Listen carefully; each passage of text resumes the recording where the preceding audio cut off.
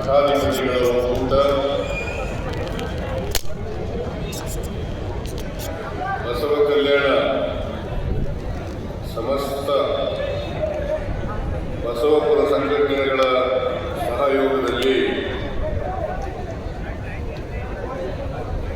ಬಸವ ಸಂಸ್ಕೃತಿ ಅಭಿಯಾನ 2025 ಸಮಾರಂಭದಲ್ಲಿ ಭಾಗವಹಿಸಿರ್ತಕ್ಕಂಥ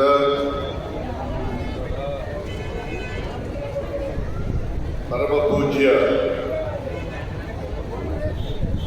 ಬಸವಪುರ ಮಠಾಧಿಪತಿಗಳಲ್ಲಿ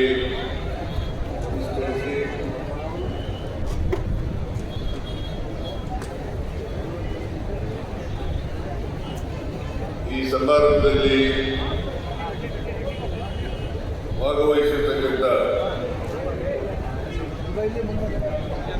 ನಮ್ಮ ಸಚಿವ ಸಂಪುಟದ ಎಲ್ಲ ಸಹೋದ್ಯೋಗಿ ಸಚಿವರೇ, ಶಾಸಕ ಮಿತ್ರರೇ, ಮಾಜಿ ಶಾಸಕರೇ,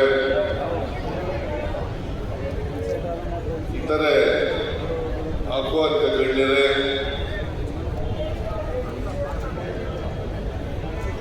ಈ ಸಮಾರಂಭದಲ್ಲಿ ಭಾಗವಹಿಸಿರ್ತಕ್ಕಂಥ ಆತ್ಮೀಯ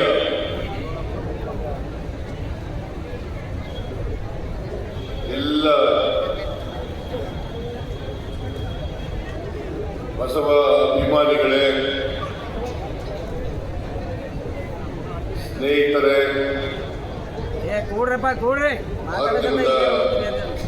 ಗೆಳೆಯರೇ,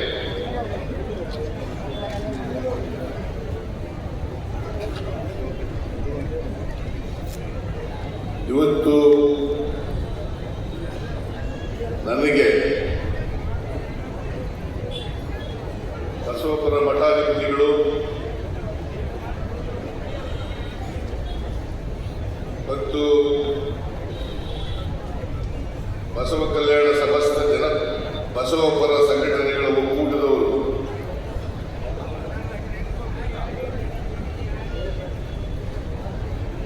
ಅಭಿನಂದನೆಯನ್ನು ಸಲ್ಲಿಸಿದ್ದಾರೆ.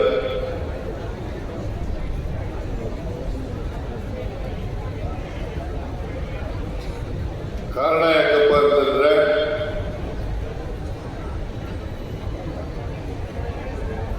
ನಾನು ಬಸವೇಶ್ವರರ ಅಭಿಮಾನಿ.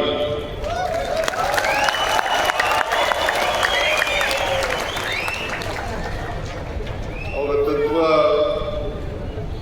ಸಿದ್ಧಾಂತಗಳಲ್ಲಿ ನಂಬಿಕೆ ಇಟ್ಕೊಂಡಿರ್ತಕ್ಕಂಥವ್ರು, ಬದ್ಧತೆ ಇಟ್ಕೊಂಡಿರ್ತಕ್ಕಂಥವ್ರು. ಆ ಕಾರಣಕ್ಕೋಸ್ಕರ ಬಸವಣ್ಣನವರನ್ನ, ವಿಶ್ವಗುರು ಬಸವಣ್ಣನವರನ್ನ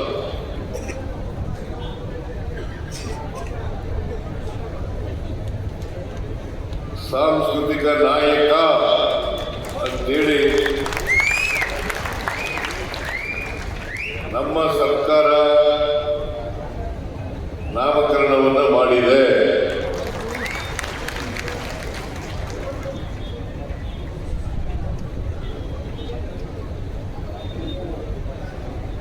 ಆ ನಾಮಕರಣವನ್ನು ಮಾಡೋದ್ರ ಮೂಲಕ ಇಡೀ ಸರ್ಕಾರ ಬಸವಣ್ಣನವರಿಗೆ ಗೌರವವನ್ನು ಸೂಚಿಸ್ತಕ್ಕಂಥ ಕೆಲಸವನ್ನು ಮಾಡಿದೆ ಅಂತಕ್ಕಂಥ ಮಾತುಗಳನ್ನು ಹೇಳಲಿಕ್ಕೆ ಬಯಸ್ತಾರೆ.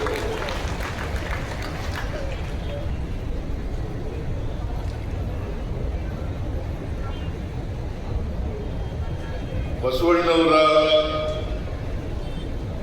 ಮತ್ತು ಅವರ ಎಲ್ಲ ಶರಣರ ತತ್ವಗಳು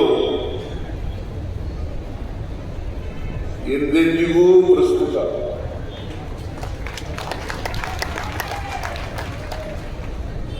ಅಂದಿಗಲ್ಲ, ಇಂದಿಗಲ್ಲ, ಮುಂದೆ ಎಂದೆಂದಿಗೂ ಪ್ರಸ್ತುತ ಇದೆ ಅಂತಕ್ಕಂಥ ಮಾತುಗಳು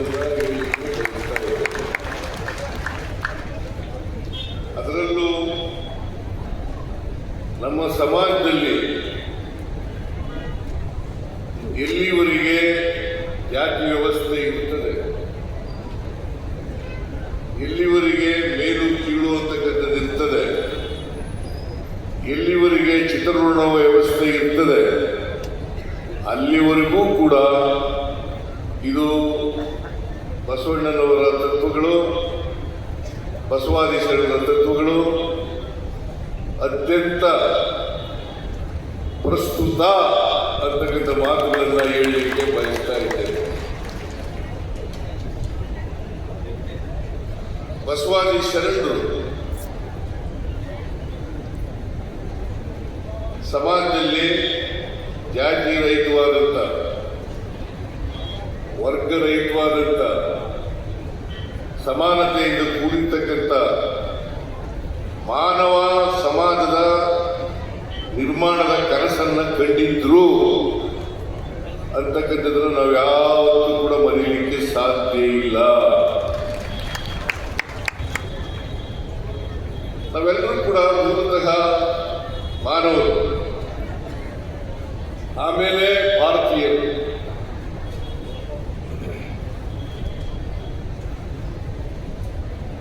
ನಾವೆಲ್ಲರೂ ಕೂಡ ಸಮಾಜದಲ್ಲಿ ಮಾನವರಂತೆ ಬದುಕತಕ್ಕಂಥ ವ್ಯವಸ್ಥೆ ನಿರ್ಮಾಣ ಮಾಡಬೇಕು. ನಮ್ಮಲ್ಲಿ ಯಾವುದೇ ಭಿನ್ನಾಭಿಪ್ರಾಯಗಳಿರಬಾರದು, ಯಾವುದೇ ತಾರತಮ್ಯಗಳಿರಬಾರದು, ಯಾವುದೇ ಅಸಮಾನತೆಗಳಿರಬಾರದು. ಅಸಮಾನತೆಯನ್ನು ತೊಡೆದಾಕ್ತಕ್ಕಂಥ, ತಾರತಮ್ಯಗಳನ್ನು ತೊಡೆದಾಕ್ತಕ್ಕಂಥ ಮಾನವ ಸಮಾಜ ನಿರ್ಮಾಣ ಮಾಡ್ತಕ್ಕಂಥದ್ದೇ ಬಸವಾದಿ ಶರಣರ ಮುಖ್ಯ ಗುರಿಯಾಗಿದ್ದು ಅಂತಕ್ಕಂಥದ್ದನ್ನು ಇವತ್ತು ನಾವು ಮರೆಯಲಿಕ್ಕೆ ಸಾಧ್ಯ ಇಲ್ಲ. ನಾನು ಬಹುಶಃ ಕಾನೂನು ವಿದ್ಯಾರ್ಥಿಯಿಂದ 6 ದಿನದಿಂದ 50ರವರೆಗೆ ಕಾನೂನಿನ ವಿದ್ಯಾರ್ಥಿಯಾಗಿದ್ದರಿಂದ ಇವತ್ತಿನವರೆಗೆ ಬಸವಾದಿ ಶರಣರ ಅನುಯಾಯಿ.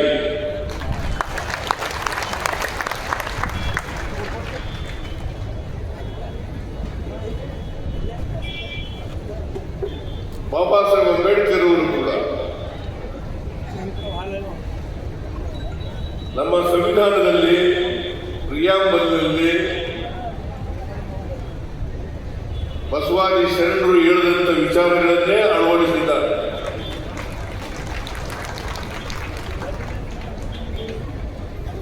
ಆದ್ದರಿಂದ ಬಸವ ವಿಚಾರಗಳು,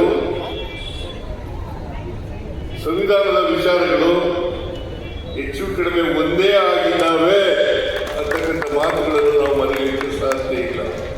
ಅದಕ್ಕೋಸ್ಕರನೇ ನಮ್ಮ ಸರ್ಕಾರ ಹೇಗೆ ಬಸವಣ್ಣನವರನ್ನು ಸಾಂಸ್ಕೃತಿಕ ನಾಯಕ ಅಂತೇಳಿ ಕರೆದೋ, ಅದೇ ರೀತಿಯಾಗಿ ಬಾಬಾ ಸಾಹೇಬ್ ಅಂಬೇಡ್ಕರ್ ಅವರು ರಚನೆ ಮಾಡಿರ್ತಕ್ಕಂಥ ಸಂವಿಧಾನದ ಪೀಠಿಕೆ ಎಲ್ಲರಿಗೂ ಗೊತ್ತಾಗಬೇಕು. ಅದಕ್ಕೋಸ್ಕರ ಶಾಲಾ ಮತ್ತು ಕಾಲೇಜುಗಳಲ್ಲಿ, ಗ್ರಾಂಟೆಡ್ ಇನ್ಸ್ಟಿಟ್ಯೂಷನ್ಗಳಲ್ಲಿ, ಎಲ್ಲ ಕಡೆ ಸಂವಿಧಾನದ ಪೀಠಿಕೆಯನ್ನು ಓದಿಸ್ತಕ್ಕಂಥ ಕೆಲಸವನ್ನು ಮಾಡ್ತಾ ಇದ್ದೇವೆ.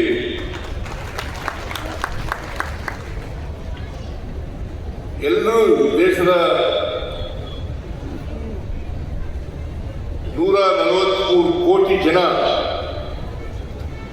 ಸಂವಿಧಾನವನ್ನು ಅರ್ಥ ಮಾಡ್ಕೋಬೇಕು. ಸಂವಿಧಾನದಲ್ಲಿ ಸ್ವಾತಂತ್ರ್ಯ, ಸಮಾನತೆ, ಭ್ರಾತೃತ್ವ, ಬಸವಣ್ಣವರು ಹೇಳಿದ್ರಲ್ಲ, ಮಾನವ ಸಮಾಜ ನಿರ್ಮಾಣ ಆಗಬೇಕು ಅಂತೇಳಿ, ಜಾತಿ ರಹಿತವಾದಂಥ, ವರ್ಗರಹಿತವಾದಂಥ ಸಮಾಜ ನಿರ್ಮಾಣ ಆಗಬೇಕು. ಅದು ಸಾಧ್ಯ ಆಗಬೇಕಾದ್ರೆ ಬಸವಣ್ಣವರು ನಡೆದಂಥ ದಾರಿನಲ್ಲಿ ನಾವು ನಡೀತಕ್ಕಂಥ ಪ್ರಯತ್ನವನ್ನು ಮಾಡಬೇಕು. ಬಸವಾದಿ ಶರಣರು ನುಡಿದಂತೆ ನಡೆದರು.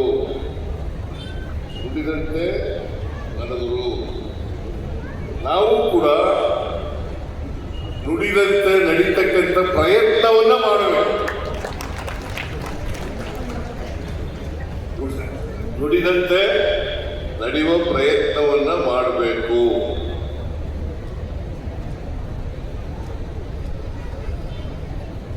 ಅದಕ್ಕೋಸ್ಕರನೇ ಬಸವಾದಿ ಶರಣರು ಇವತ್ತು ಮುಖ್ಯ ಆಗ್ತಾರೆ, ಮುಂದಿನ ದಿನಗಳಲ್ಲೂ ಕೂಡ ಮುಖ್ಯ ಆಗ್ತಾರೆ ಅಂತಕ್ಕಂಥ ಮಾತುಗಳನ್ನು ಹೇಳಲಿಕ್ಕೆ ಬಯಸ್ತೇನೆ. ನಾವು ಬಸವಣ್ಣವರ ಹೆಸರು ಹೇಳ್ತಕ್ಕಂಥ ಜನ, ಬಸವಾದಿ ಶರಣರ ಅನುಯಾಯಿಗಳು ಅಂತ ಹೇಳ್ತಕ್ಕಂಥ ಜನ ಮೊದಲು ಮಾಡಬೇಕಾಗಿರ್ತಕ್ಕಂಥ ಕೆಲಸ ನುಡಿದಂತೆ ನಡೀತಕ್ಕಂಥ ಪ್ರಯತ್ನವನ್ನ ಮಾಡಬೇಕು. ಅದು ಮಾಡಿದಾಗ ಮಾತ್ರ ನಾವು ಬಸವಾದಿ ಶರಣರ ಹೆಸರೇಳಲಿಕ್ಕೆ ಅರ್ಹರಾಗ್ತೇವೆ ಅಂತಕ್ಕಂಥ ಮಾತುಗಳನ್ನ ಹೇಳಲಿಕ್ಕೆ ಬಯಸ್ತಾ ಇದ್ದಾರೆ. ನಾವು ಅರ್ಹರಾಗಲ್ಲ. ಇದನ್ನ ಸಮಾಜ ಮಾಡಬೇಕಾಗಿರ್ತಕ್ಕಂಥದ್ದು. ನಾನು ಜಾಸ್ತಿ ಭಾಷಣ ಮಾಡಕ್ ಹೋಗಲ್ಲ, ಯಾಕೆಂತಂದ್ರೆ ನಾನು ಏನೇನೋ ಹೇಳಕ್ ಹೋಗಿ ಅದು ಕಾಂಟ್ರವರ್ಸಿ ಆಗ್ಬೋದು.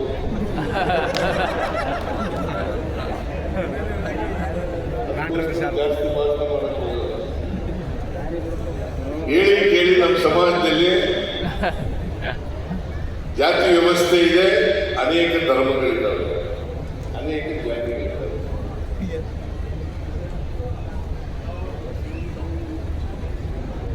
ನಾನು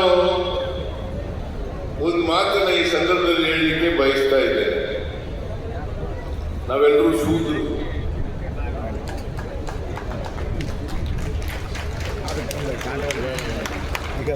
ನಾವೆಲ್ಲರೂ ಕೂಡ ಶೂದ್ರರು.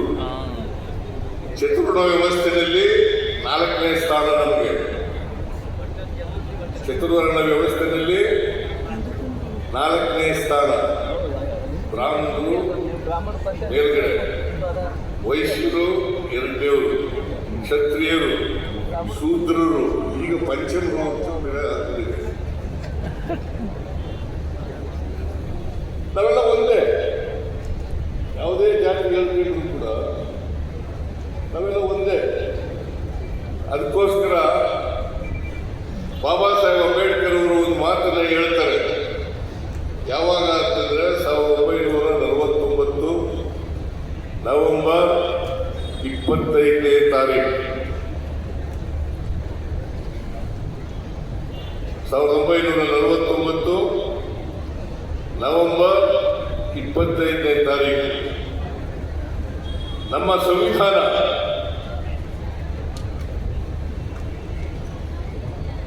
ಸಾವಿರದ 1950 ಜನವರಿ 26ನೇ ತಾರೀಕಿನಲ್ಲಿ ಜಾರಿಗೆ ಬರ್ತಾ ಇದೆ. ಅಂದು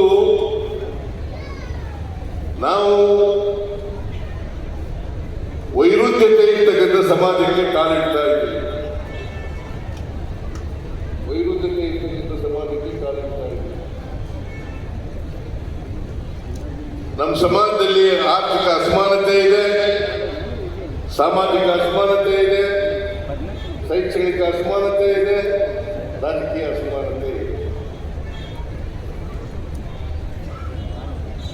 ಇದನ್ನು ಎಲ್ಲಿವರೆಗೆ ನಾವು ಹೋಗಲಾಡಿಸಲ್ಲ, ಅಲ್ಲಿವರೆಗೆ ನಮ್ಮ ದೇಶಕ್ಕೆ ಬಂದಿರತಕ್ಕಂಥ ಸ್ವಾತಂತ್ರ್ಯ ಅದು ಯಶಸ್ವಿ ಆಗಲ್ಲ.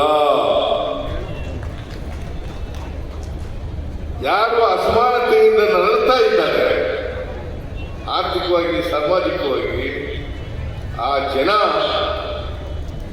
ಜನ ಸ್ವಾತಂತ್ರ್ಯದ ಸೌಧವನ್ನೇ ಧ್ವಂಸ ಮಾಡ್ತಾರೆ ಅಂತಕ್ಕಂಥ ಎಚ್ಚರಿಕೆಯನ್ನ ಬಾಬಾ ಸಾಹೇಬ್ ಅಂಬೇಡ್ಕರ್ ಅವರು ಅವತ್ತೇ ಕೊಟ್ಟಿದ್ದರು.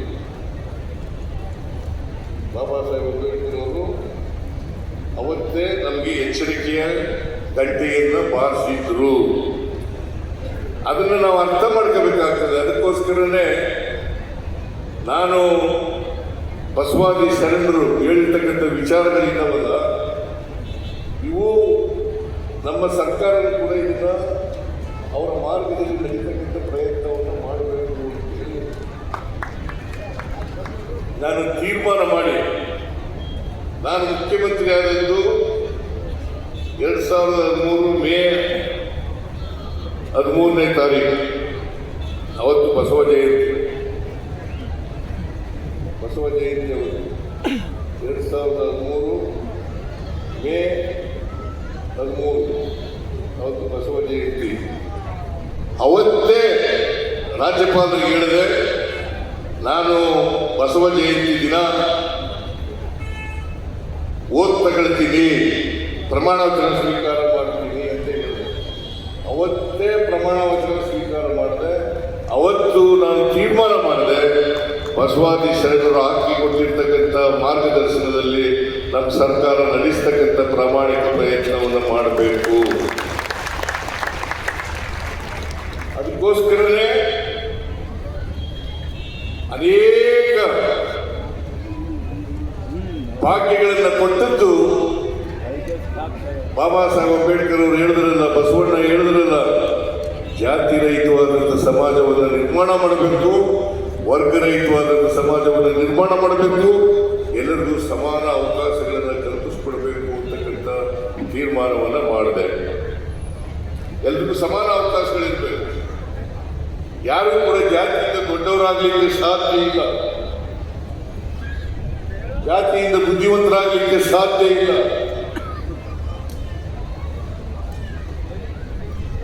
ನಾವು ಯಾವುದೋ ಜಾತಿಯಲ್ಲಿ ಹುಟ್ಟಿದ್ದೆವು ಅನ್ನೋ ಜಾತಿ ವ್ಯವಸ್ಥೆ ಇದೆ, ಅದಕ್ಕೋಸ್ಕರ ಹುಟ್ಟಿದ್ದೀವಿ. ನಾವೇನು ಕುರುಬರು ಜಾತಿಯಲ್ಲಿ ಹುಟ್ಟಬೇಕು ಅಂತ ಅರ್ಜಿ ಹಾಕಲಿಲ್ಲ. ಜಾತಿ ವ್ಯವಸ್ಥೆ ಕುರುಬರು ಜಾತಿ ಇತ್ತು, ಅದಕ್ಕೋಸ್ಕರ ಹುಟ್ಟಿದ್ದೀವಿ ನಾವು. ಹಾಗಂತೇಳಿ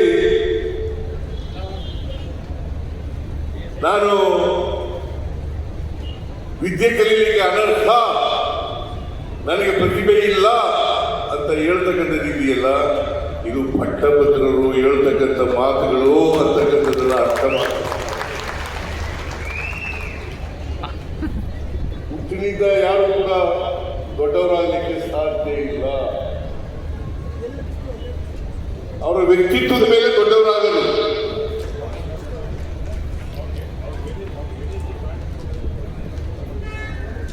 ಜ್ಞಾನ ಇದೆಯಲ್ಲ, ಯಾರಪ್ಪ ಮನೆ ಸೊತ್ತಲ್ಲ. ಹಾಗಿದ್ರೆ ವಾಲ್ಮೀಕಿ ರಾಮಾಯಣ ಬರೆಯಲಿಕ್ಕಿಂತ ವಾಲ್ಮೀಕಿ ಹುಟ್ಟಿದ್ದು ಯಾವ ಜಾತಿನಲ್ಲಿ? ವಾಲ್ಮೀಕಿ ಜಾತಿನಲ್ಲಿ ಹುಟ್ಟಿದ್ದು, ಬೇಡ ಜಾತಿನಲ್ಲಿ. ಮಹಾಭಾರತ ಬರೆಯಕ್ಕಾಗಿದ್ದ ಮೆಸ್ತರ ಜಾತಿ ಹುಟ್ಟಿದಂಥವರು ಮಹಾಭಾರತ ಬರೆಯಕ್ಕಾಗಿದ್ದ.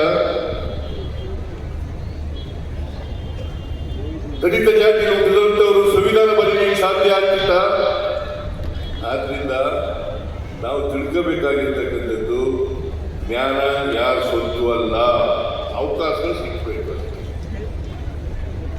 ಎಲ್ರಿಗೂ ಸಮಾನ ಅವಕಾಶಗಳು ಸಿಕ್ಕಿದ್ರೆ ಎಲ್ಲರೂ ಸಮಾನವಾಗಿ ಬೆಳೀಲಿಕ್ಕೆ ಸಾಧ್ಯ ಆಗ್ತದೆ. ಸಮಾನ ಅವಕಾಶಗಳು ಸಿಗದೇ ಇರೋದ್ರಿಂದ ಅಸಮಾನತೆ ನಿರ್ಮಾಣ ಆಗಿದೆ. ಈ ಅಸಮಾನತೆ ಹೋಗ್ಲಾಡಿಸ್ಬೇಕು ಬೇಡ.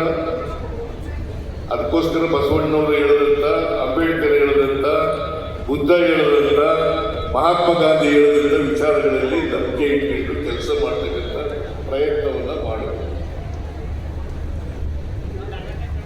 ಅದು ಮಾಡಿದಾಗ ಮಾತ್ರ ನಾವು ಎಲ್ಲರನ್ನೂ ಮುಖ್ಯವಾಗಿ ತರಲಿಕ್ಕೆ ಸಾಧ್ಯ ಆಗ್ತದೆ, ಸಮ ಸಮಾಜವನ್ನು ನಿರ್ಮಾಣ ಮಾಡಲಿಕ್ಕೆ ಸಾಧ್ಯ ಆಗ್ತದೆ. ಪ್ರತಿಯೊಬ್ಬರಿಗೂ ಕೂಡ ಇಂಥ ಅಸಮಾನತೆ ಇರ್ತಕ್ಕಂಥ ಸಮಾಜದಲ್ಲಿ ಅನೇಕ ಜಾತಿಗಳು, ಅನೇಕ ಧರ್ಮಗಳಿರುತ್ತಕ್ಕಂಥ ಜಾತಿಯಲ್ಲಿ ಸಹಿಷ್ಣುತೆಯನ್ನು ಬೆಳೆಸಿರ್ತಕ್ಕಂಥ ಪ್ರಯತ್ನವನ್ನು ಮಾಡಬೇಕು. ಸಹಿಷ್ಣುತೆ, ಸಹಬಾಳ್ವೆ, ಇದನ್ನ ಬೆಳೆಸಿರ್ತಕ್ಕಂಥ ಕೆಲಸವನ್ನು ಮಾಡಬೇಕು. ಸಹಿಷ್ಣುತೆ, ಸಹಬಾಳ್ವೆ, ಈ ವಿಚಾರ ಈ ವ್ಯಕ್ತಿಗತವಾಗಿ ಇವುಗಳನ್ನ ನಾವು ನಮ್ಮ ಜೀವನದಲ್ಲಿ ಅಳವಡಿಸಿರ್ತಕ್ಕಂಥ, ಆ ದಾರಿಯಿಂದ ನಡೀತಕ್ಕಂಥ ಪ್ರಯತ್ನವನ್ನು ಮಾಡಬೇಕು. ಅನೇಕ ಧರ್ಮಗಳಿದ್ದಾವೆ, ಆ ಧರ್ಮದಲ್ಲಿ ಹುಟ್ಟುವಂತ ಯಾರು ಹೇಳಿಲ್ಲ. ಇವತ್ತು ಜನರನ್ನ ತಪ್ಪು ದಾರಿಗೆ ಎಳಿತಕ್ಕಂಥ ಪ್ರಯತ್ನವನ್ನು ಮಾಡ್ತಾ ಇದ್ದೀವಿ. ನೀವೆಲ್ಲ ಇವೆಲ್ಲ ಯಾಕೆ ನಾನು ಈ ಮಾತನ್ನ ಒತ್ತಿ ಒತ್ತಿ ಹೇಳ್ತಾ ಇದ್ದೀನಿ ಅಂದ್ರೆ, ನೀವೆಲ್ಲ ಬಸವಾದಿ ಶರಣರ ಅನುಯಾಯಿಗಳು, ಇವೆಲ್ಲ ಬಸವ ತತ್ವದಲ್ಲಿ ನಂಬಿಕೆಯನ್ನ ಬದ್ಧತೆಯಿಂದ ಇಟ್ಕೊಂಡಿರೋರು. ಅದಕ್ಕೋಸ್ಕರ ನಾವು ಸಮಾಜ ನಿರ್ಮಾಣ ಮಾಡಲಿಕ್ಕೆ ಪ್ರಯತ್ನವನ್ನು ಮಾಡಬೇಕು. ನಮ್ಮ ಸರ್ಕಾರ ಅನೇಕ ಭಾಗ್ಯಗಳನ್ನು ಮಾಡ್ತೀವಿ 2013ರಿಂದ 2018 ಇರುವಾಗ. ಆಮೇಲೆ ಮತ್ತೆ 2023ರಲ್ಲಿ ನಾನು ಮುಖ್ಯಮಂತ್ರಿ ಆದ ಮೇಲೆ ಮತ್ತೆ ಅನೇಕ ಗ್ಯಾರಂಟಿ ಯೋಜನೆಗಳನ್ನು ಜಾರಿಗೆ ತರಬೇಕಂತ ಪ್ರಯತ್ನವನ್ನು ಮಾಡೋದು. ಗ್ಯಾರಂಟಿ ಯೋಜನೆಗಳಲ್ಲಿ ಯಾಕೆ ಮಾಡೋದು ಅಂತಂದ್ರೆ, ಅಸಮಾನತೆಯನ್ನು ತೊಡೆದಾಕಬೇಕು, ಅಸಮಾನತೆಯನ್ನು ನಿರ್ಮೂಲನೆ ಮಾಡಬೇಕು. ಆಗ ಮಾತ್ರ ಸಮಾಜ ನಿರ್ಮಾಣ ಮಾಡಲಿಕ್ಕೆ ಸಾಧ್ಯ ಆಗ್ತದೆ. ಬಹಳ ಜನ ಹೇಳ್ತಾರೆ ಮುಂದುವರೆದ ಜಾತಿಗಳು, ಲೋಹಿಯಾ ಅವರು ಹೇಳ್ತಾ ಇದ್ದಾರೆ ಮುಂದುವರೆದ ಜಾತಿಗಳು, BR ಪಾಟೀಲ್ ಇನ್ನು ಸಮಾಜವಾದಿ, ನಮ್ಮ ಲೋಹಿಯಾವಾದಿ, ಮುಂದುವರೆದ ಜಾತಿಗಳು ಜಾತಿ ಸಮಾವೇಶಗಳನ್ನು ಮಾಡಿದ್ರೆ ಅದು ಜಾತಿ ಮಾಡಿದಾಗ ಆಗ್ತದೆ. ಹಿಂದುಳಿದ ಜಾತಿಗಳು ಸಮಾವೇಶಗಳನ್ನು ಮಾಡಿದ್ರೆ ಅದು ಜಾತಿ ಸಮಾವೇಶ ಆಗಲ್ಲ, ಸಮಾನತೆಯ ಸಮಾವೇಶ ಆಗ್ತದೆ ಅಂತಕ್ಕಂಥ ಮಾತುಗಳನ್ನು ಬಹಳ ಸ್ಪಷ್ಟವಾಗಿ ಹೇಳಿದ್ದಾರೆ. ಅದಕ್ಕೋಸ್ಕರವಾಗಿ ನಾವೆಲ್ಲರೂ ಕೂಡ ಜಾತಿ ಸಂಘಟನೆಗಳ ಮೂಲಕ ಗುರಿ ಏನಪ್ಪ ಇರಬೇಕು ಅಂತಂದ್ರೆ, ನಾವು ಒಂದೇ ಸಮಾಜವಾಗಿ ನಿರ್ಮಾಣ ಮಾಡ್ತಕ್ಕಂಥದ್ದು, ಮಾನವ ಸಮಾಜ ನಿರ್ಮಾಣ ಮಾಡ್ತಕ್ಕಂಥದ್ದು, ಮಾನವ ಧರ್ಮ ನಿರ್ಮಾಣ ಮಾಡ್ತಕ್ಕಂಥ ಕೆಲಸವನ್ನು ಮಾಡಬೇಕು. ಅದು ಮಾಡಿದ್ರೆ ಮಾತ್ರ ಸಮಾಜವನ್ನು ನಿರ್ಮಾಣ ಮಾಡಲಿಕ್ಕೆ ಎಲ್ಲರೂ ಮುಖ್ಯವಾಗಿ ತರಲಿಕ್ಕಂತ ಅನೇಕ ಕೆಲಸಗಳನ್ನು ನಾವು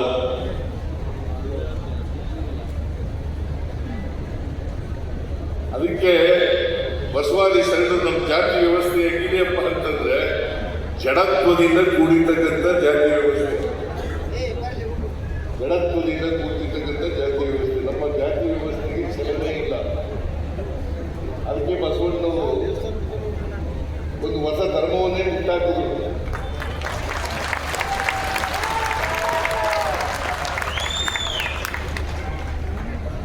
ಚಲನೆ ಇರ್ತಕ್ಕಂಥ ಸಮಾಜ ಆಗ್ಬೇಕು. ಯಾವಾಗ ಚಲನೆ ಬರ್ತದೆ ಅಂತಂದ್ರೆ, ಆರ್ಥಿಕವಾಗಿ ಸಾಮಾಜಿಕವಾಗಿ ಶಕ್ತಿ ಎಲ್ಲರಿಗೂ ಬಂದಾಗ ಮಾತ್ರ ಚಲನೆ ಸಿಗಲಿಕ್ಕೆ ಸಾಧ್ಯ. ಇದು ಜಡತ್ವ ಇರ್ತಕ್ಕಂಥ ಸಮಾಜ. ಅದಕ್ಕೋಸ್ಕರ ಆರ್ಥಿಕ ಸಾಮಾಜಿಕ ಶಕ್ತಿಯನ್ನ ಎಲ್ಲರಿಗೂ ತುಂಬಬೇಕು ಅನ್ನೋ ಕಾರಣಕ್ಕೋಸ್ಕರ ನಮ್ಮ ಸರ್ಕಾರ ಅನೇಕ ಗ್ಯಾರಂಟಿ ಯೋಜನೆಗಳನ್ನು ಜಾರಿಗೆ ತಂದಿರ್ತಕ್ಕಂಥ. ಸಮಾಜದಲ್ಲಿ ಆರ್ಥಿಕವಾಗಿ ಸಾಮಾಜಿಕವಾಗಿ ಶಕ್ತಿ ಬರುತ್ತೆ. ಆ ಶಕ್ತಿ ಬಂದಾಗ ಚಲನೆ ಸಿಗ್ತದೆ. ಅದಕ್ಕೆ ಬಸವಣ್ಣವರು 12ನೇ ಶತಮಾನದಲ್ಲೇ ಹೇಳಿದ್ರು, ಬಸವಾದಿ ಶರಣರು, ಇವನಾರವ ಈ ದಿನಿಸದಿರಯ್ಯ, ಇವ ನಮ್ಮವ ಈ ದಿನಿಸಯ್ಯ, ನಿನ್ನ ಮನೆಯ ಮಗನೆಂದೆನಿಸಯ್ಯ ಗೂಢದ ಸಂಗಮ ದೇವ. ಎಷ್ಟು ವರ್ಷ ಆಯಿತು? 12ನೇ ಶತಮಾನದಲ್ಲಿ ಸುಮಾರು 850 ವರ್ಷಗಳು. ಆದರೂ ಕೂಡ ಜಾತಿ ವ್ಯವಸ್ಥೆ ಹಂಗೇ ಇದೆ. ಅದಕ್ಕೆ ನಾನು ಎಲ್ಲ ಸಮಾರಂಭಗಳಲ್ಲಿ, ಅನೇಕ ಸಮಾರಂಭಗಳಲ್ಲಿ ಹೇಳಿದ್ದೇನೆ ನನ್ನ ಅನುಭವದ ಮಾತು. ಏನಪ್ಪ ಅಂತಂದ್ರೆ, ನಾನು BSc ಲಾ ಓದುವಾಗ ನಮ್ಮ ತಂದೆ ದನಕರುಗಳಿಗೆ ನೀರು ಕುಡಿಸೋ ಕೆಲಸ ವಹಿಸ್ಕೊಂಡಿದ್ರು. ನಾನು ಬಾವಿನಲ್ಲಿ ಹೋಗಿ ನೀರು ಸೇರಿಕೊಂಡು ದನಕರುಗಳಿಗೆ ನೀರು ಕುಡಿಸ್ತಾ ಇದ್ದೆ. ಆ ಬಾವಿನಲ್ಲಿ ಕಸ ಎಲ್ಲ ಸೇರ್ಕೊಂಡು ನೀರು ಮುಚ್ಕೊಬಿಟ್ಟಿರೋದು ನೀರನ್ನ ನಾನು ಬಿಂದಿಗೆನ ಮೇಲೆ ಕೆಳಗೆ ಮಾಡಿ ಆ ಕಸ ಎಲ್ಲ ಪಕ್ಕಕ್ಕೆ ಸರಿಯಾದವರಿಗೆ ನೋಡ್ಕೊಂಡು ಆಮೇಲೆ ನೀರು ತಗೊಳ್ಬೇಕು. ಆಮೇಲೆ ಬಂದು ಇನ್ನೊಂದ್ಸಾರಿ ಕೊಡೋದು ಮುಚ್ಕೊಂಡ್ಬಿಡೋದು. ಹೀಗೆ ನಮ್ಮ ಜಾತಿ ವ್ಯವಸ್ಥೆ ಇದೆಯಲ್ಲ, ಅನೇಕ ಸಮಾಜ ಬಸವಾದಿ ಸಮಾಜ ಸುಧಾರಕರು ಜಾತಿನ ಈ ಬದಲಾವಣೆ ಮಾಡಬೇಕು ಅಂತ ಪ್ರಯತ್ನ ಮಾಡ್ತಾರೆ. ಅವರು ಹೋದ ಮೇಲೆ ಮತ್ತೆ ಕೆಲಸ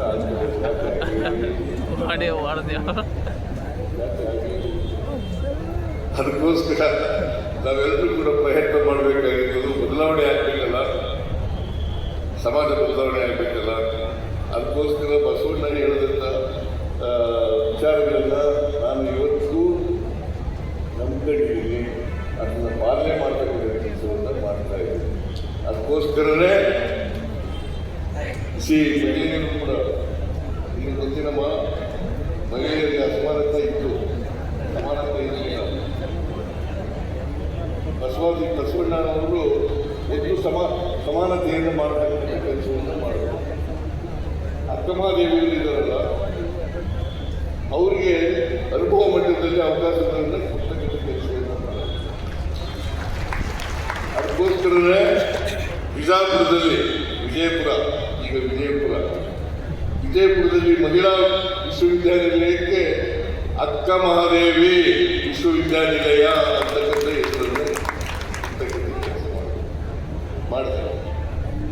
ಆಮೇಲೆ ಎಲ್ಲ ಸರ್ಕಾರಿ ಕಚೇರಿಗಳಲ್ಲಿ ಬಸವೇಶ್ವರರವರ ಮೂರ್ತಿ ಫೋಟೋ ಇದೆಯಲ್ಲ, ಅದು ಎಲ್ಲ ಸರ್ಕಾರಿ ಕಚೇರಿಗಳಲ್ಲಿ ಇಡಲೇಬೇಕು ಅಂತೇಳಿ ಆದೇಶ ಹೊರಡಿಸಿ ಅದನ್ನು ಇಡ್ತಕ್ಕಂಥ ಕೆಲಸ ಮಾಡೋದು. ಯಾಕಂತಂದ್ರೆ ಬಸವಣ್ಣವ್ರನ್ನ ನೋಡಿದಾಗ ಬಸವಣ್ಣವ್ರ ಬಗ್ಗೆ ಗೌರವ, ಅವ್ರನ್ನ ಸ್ಮರಿಸ್ಕೊಳ್ತಕ್ಕಂಥ ಕೆಲಸ ಆಗಬೇಕು, ಅವರ ವಿಚಾರಗಳನ್ನು ಸ್ಮರಿಸ್ಕೊಳ್ತಕ್ಕಂಥ ಕೆಲಸ ಆಗಬೇಕು. ಪ್ರತಿಯೊಬ್ಬರಿಗೂ ಕೂಡ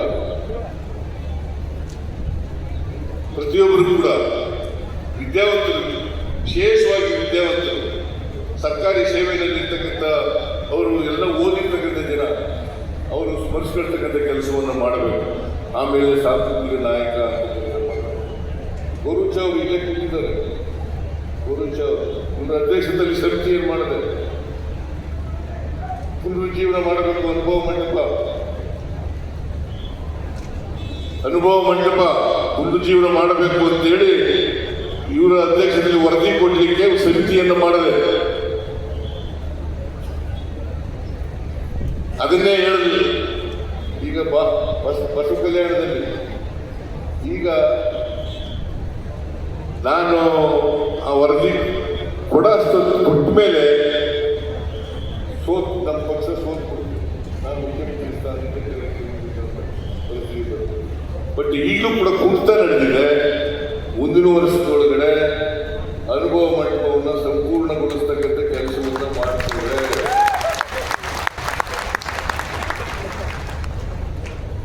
ಆಮೇಲೆ ಬಸವಲಿಂಗ ಪಟ್ಟದೇವರು ಬಾಲ್ಕಿ ಸ್ವಾಮೀಜಿಗಳು ಅವರು ಒಂದು ಮಾತು ಹೇಳಿದ್ದಾರೆ, ವಚನ ಯೂನಿವರ್ಸಿಟಿ ಮಾಡಬೇಕು, ವಚನ ವಿಶ್ವವಿದ್ಯಾಲಯವನ್ನು ಮಾಡಬೇಕು ಅಂತ ಮಾತುಗಳನ್ನು ಹೇಳಿದ್ದಾರೆ. ಅದನ್ನು ಮುಂದಿನ ವರ್ಷದಿಂದ ಮಾಡೋಣ ಸ್ವಾಮೀಜಿ.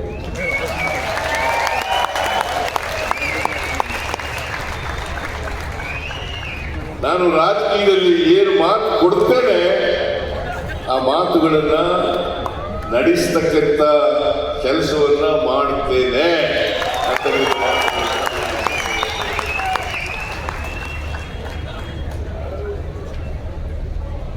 ಇಷ್ಟನ್ನು ಹೇಳಿ ಇವತ್ತು ನನಗೆ ನಿಮ್ಮೆಲ್ಲರ ಸಮ್ಮುಖದಲ್ಲಿ ಮಠಾಧಿಪತಿಗಳು ಏನಪ್ಪ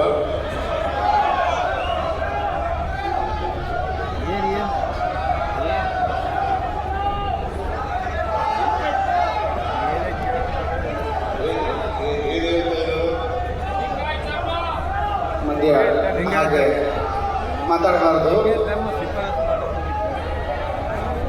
ಏನು ಹೇಳ್ತಾ ಇದ್ರೆ ಅರ್ಥ ಆಗ್ತಾ ಇಲ್ಲ. ಮೆಟ್ರೋ ಹೌದಾ? ಮೆಟ್ರೋಗೆ ಬಸವಣ್ಣವ್ರ ಹೆಸರು ಇಡಬೇಕು ಅಂತೇಳಿ ಅವರೆಲ್ಲ ಅರಿಕೆ ಮಾಡ್ಕೊಳ್ತಾ ಇದ್ದಾರೆ ಸಾಹೇಬ್ರೆ. ಹೌದಾ? ಮೆಟ್ರೋ ಯೋಜನೆ ಇದೆಯಲ್ಲ, ಆ ನಾವು ಮತ್ತು ಕೇಂದ್ರ ಸರ್ಕಾರ ಎರಡೂ ಸೇರಿ ಮಾಡ್ತಕ್ಕಂಥದ್ದು. ಕೇಂದ್ರ ಸರ್ಕಾರ ಮತ್ತು ರಾಜ್ಯ ಸರ್ಕಾರ ಎರಡೂ ಸೇರಿ ಮಾಡೋದು. ನಮ್ಮ ಪಾಲು ಜಾಸ್ತಿ ಇರ್ಬೋದು. ಮೆಟ್ರೋ ಸ್ಟೇಷನ್ ಮಾಡಲಿಕ್ಕೆ ನಮ್ಮ ಪಾಲು ಜಾಸ್ತಿ ಇದೆ. 97%, 13% ಕೇಂದ್ರ ಸರ್ಕಾರದಲ್ಲಿ. ಆದರೂ ಕೂಡ ಕೇಂದ್ರ ಸರ್ಕಾರ ಒಪ್ಪಿಗೆ ಏನು ಮಾಡಿಲ್ಲ. ನಾನು ಕೇಂದ್ರ ಸರ್ಕಾರಕ್ಕೆ ಈ ವಿಚಾರನ ಅವ್ರ ಮುಂದೆ ಇರ್ತಕ್ಕಂಥ ಕೆಲಸವನ್ನು ಮಾಡ್ತೇನೆ.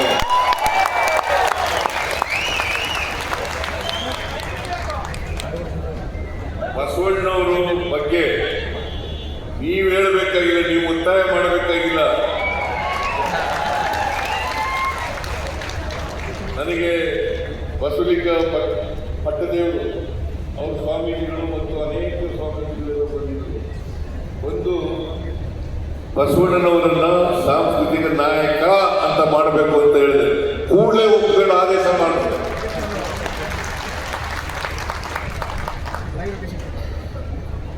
ಅದರಿಂದ ನಮ್ಮದೇ ಸರ್ಕಾರದಿಂದ ಪ್ರಾಜೆಕ್ಟ್ ಮಾಡಿದ್ರೆ ಅದು ಈಗಲೇ ಒಪ್ಪಿಕೊಂಡಿದೆ. ಅದು ಕೇಂದ್ರ ಮತ್ತು ರಾಜ್ಯ ಎರಡು ಸರ್ಕಾರಗಳು ಜಂಟಿಯಾಗಿ ಮಾಡ್ತಾ ಇರ್ತಕ್ಕಂಥ ಯೋಜನೆ ಆಗಿರೋದ್ರಿಂದ ನಾನೇ ಇಲ್ಲೇ ಈ ಸ್ಥಳದಲ್ಲೇ ಒಪ್ಪಿಗೆ ಕೊಡ್ಲಿಕ್ಕೆ ಆಗೋದಿಲ್ಲ. ಕೇಂದ್ರ ಸರ್ಕಾರಕ್ಕೆ ಬರೆದು ಅವರು ಒಪ್ಪಿಗೆ ಕೂಡ ಪಡೆಯಬೇಕಾಗ್ತದೆ.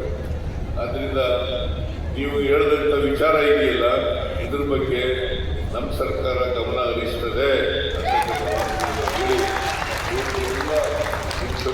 ಸ್ವಾಮೀಜಿಗಳು ಬಸವ ಪರ ಸ್ವಾಮೀಜಿಗಳು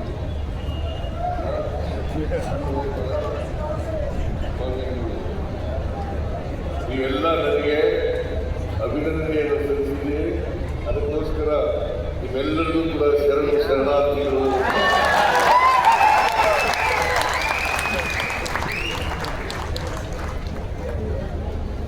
ಇಷ್ಟು ಹೇಳಿ ನನ್ನ ಮಾತುಗಳನ್ನು ಮುಗಿಸ್ತೇನೆ. ಜೈ ಹಿಂದ್, ಜೈ ಕರ್ನಾಟಕ, ಜೈ ಸಂವಿಧಾನ, ಜೈ ಬಸವೇಶ್ವರ. ವಿಶ್ವಗುರು ಬಸವಣ್ಣನವರಿಗೆ, ಬಸವ ಸಂಸ್ಕೃತಿ ಅಭಿಯಾನಕ್ಕೆ, ಸನ್ಮಾನ್ಯ ಮುಖ್ಯಮಂತ್ರಿಗಳವರಿಗೆ ಮಹಾಕಾರ್ಯಕ್ಕೆ ಧೀಶಕ್ತಿಯನ್ನು ತುಂಬಿದ್ದೀರಿ. ತಮಗೆ ಅನಂತ ಶರಣಾರ್ಥಿಗಳನ್ನು ಹೇಳ್ತಾ, ಎಲ್ಲ ಶರಣ ಬಂಧುಗಳು ಇನ್ನೂ ಕಾರ್ಯಕ್ರಮ ಕೊನೆಯ ಹಂತದಲ್ಲಿದೆ, ಯಾರು ಹೇಳಬಾರ್ದು. ದಯವಿಟ್ಟು ಸಹಕರಿಸಿ.